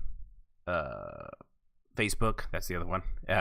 Facebook. Yeah, go to Facebook and look up RPMMO Radio. You can find us there. I think I'm catching. Yeah. But so just let us know. It's something we are toying with. If there's a demand for it, we would be happy to do it. We'll probably come back with probably a slight redesign on how we do things and everything like that. But it's just it's kind of up to you guys if you really want to hear it. We're really having a lot of fun doing this. Technical issues aside, I can't tell you how much that frustrates the hell out of me, but that's nothing we can always handle when it's starting in the middle of the show, when it starts out just fine, and then for some reason shit falls apart. Also, internet connections on Jazz's half. She lives I think, in the middle of nowhere. I think the actual technical and legal term is the middle of fucking nowhere. Yep. It's I'm an hour from everything. That's the legal term. You actually, she was actually in breach of legality by not putting the fucking nowhere in there. Saying she's in the middle of nowhere is the understatement. She is in the middle of fucking nowhere. I am 1 hour from every significant city in Iowa, and that's not saying much. If something horrible happened to her and her entire family, it would be years before Sorry. anybody ever found them. Not that bad, but yes. It'd be probably they would aliens 1,000 years from now would be like, what the hell happened? They're that far out in the middle of nowhere. They are not. They can see, okay. They're so far out they can see the stars at night. That's true. Imagine that. Yeah, I walk outside. There is no lights. You can, other than from the casino, you can look up and you can see all the stars. Which is an hour away. It tells you how much. No, the casino is like 5 minutes away from me, smartass. But sure, yeah. I live an hour from every major city. Yeah, we actually have a Cherokee casino about the same distance, about 5 minutes away, and yeah, it's a large 20-story structure in the middle of the flatlands of Oklahoma. It's completely like, one of these things is not like the other. The other. If you want to know, this one is only like, I think 15 floors. Oh, so it's teeny. Yeah, it's pretty small casino. Ours but it's has very a Hard Rock here. in it, so take that, losers. Yeah, no. This is a fairly small but very popular one out here and does very well, which I'm happy of. But there are also not a whole lot of lights and glitter either, so you can only see it because, they have street lights. So if you look over toward it, you'll see it. Yeah. And when we lose power, which does happen, I'll look over there and see if their generators are on. Is it no? See how bad the grid is. Yeah. If it's just me or is it the grid? And if you can't see my neighbors, I'll be like, nope, we're all out. And then the casino will come back on, and you're like, oh, their generators kicked in. Yeah. I think Nadith in the chat says I live near the Foxwoods, the Mohegan Sun, Pequot, and Mohegan. Yeah, those are really big casinos, man. Yeah. See it. I hope I pronounced the Indian names right. I'm pretty good with that stuff. Everything around here is actually Indian based in some way, shape, or form. And where I grew up, Simi Valley was. The Meskwaki here are they changed the way that their name is spelled more towards away from English spelling and more towards the native kind of sounding, so it's easier to pronounce, which is nice because now you look at it and you can't help but say it right. So how funny. So they American, or I guess Englishized it. They un-Americaned it. Yeah, Englishized it to begin with, and it made it harder to pronounce. Well, it was because when their tribe was renamed by the illustrious white people, they didn't do a very good job. So I am whitey, and I apologize. Yes, I don't apologize. I wasn't born. So now they have it like MESK instead of the QUE. Oh, yeah. So it's much easier to look at and say, that's Meskwaki, and it's really easy. And they put a W in there, and so it's Meskwaki, and you can tell that's what it is. So that's nice, but they own everything around here. So it would be nice if our grid and their grid and their internet and our internet were connected, but it's not. I keep saying, how much do I have to pay y'all to go 15 feet up the hill? Because we really would like to have I'm willing to sign away 15 feet of land. Yeah, we're telling you guys, just give me a break. I really want the internet from you guys. Throw a slot machine on there. Yeah, Jiminy. But, if that's something you guys would enjoy, or if you would like to hear more of us for God knows whatever reason, I honestly don't understand it. I appreciate it. Don't get me wrong. Love it. But I just don't understand it. And if you see an arm behind Ashen's head, that's me. I'm waiting. I was trying to do funny ears, but he's too far away. Yeah, you gotta go more towards Hawkeye. No, I could see my arm. I've been watching it. Oh, okay. Yeah, because you'd have to get right behind that curtain over there. See, hold on. Wait, just give it a couple seconds. Yeah, there's a delay. There's a huge delay from what's actually happening. Wait. All right, I'll hold still for... No, you gotta look at the monitor. I am looking at the monitor, and I'm holding still. See, this is what I'm married to. Here it is. Let's see. Her stubby little arms just... She's like a tiny T-Rex. She's over there just... She's so gonna smack the back of your head in there, but I couldn't. I tried. Yeah. So yeah, it's... Sorry, just totally derailed the fucking show with that. For those that are on the podcast, I actually have a video camera for the live feed and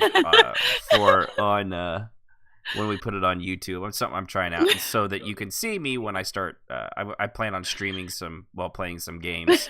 Which apparently Destiny 2 isn't one of the fucking games that you can stream because, for whatever reason, Bungie doesn't want people streaming it with OBS and other things like that. Oh, that's a bummer. So, fuck you, Bungie.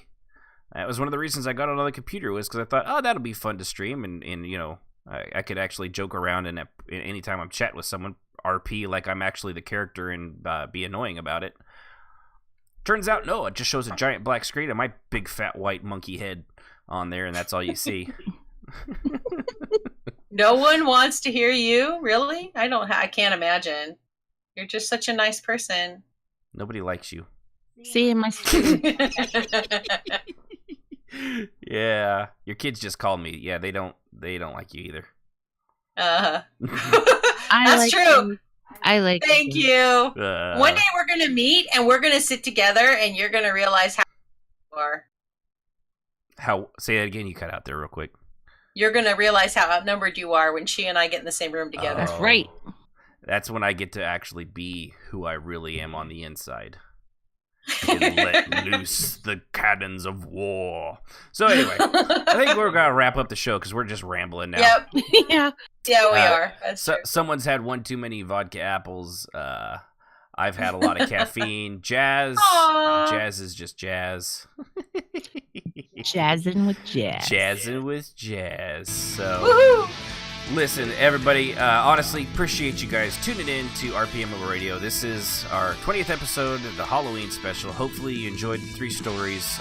We really did have a lot of fun doing them. It was seriously a ton of fun. We do appreciate you all for listening. If you have any show ideas or anything like that, RPMMO Radio, RPP. I say it so fast sometimes. rpmmoradio@gmail.com or go to facebook.com/rpmmoradio. Twitter, Twitch. Keep going, you'll get it. Yeah, I know. But the truth, Bob. I can link you to the video in which we got those vodka apple caramel apples done. That sounds so freaking good. I may have to actually try that. It is so good. I'll link you it to can you hardly guys in the taste the Discord alcohol. chat. It's like, and they're not. You just have like a little bite size, basically. It's like a little niblet, but it's enough to really. I mean, they're infused. Yes, they are infused. That's As all you I can got. tell by Yes. slathering Sib. So with that, everybody. Slurring? I'm not slurring. With that, everybody. You're gonna get smacked. All right. Yes. So, Bye, everyone. Thanks. Bye. Thank and you for tune tuning in next time after our ritualistic halfling sacrifice to Cthulhu 616 mission when we see how well their souls have fermented. Next time on RPMMO Radio. Good night, everybody.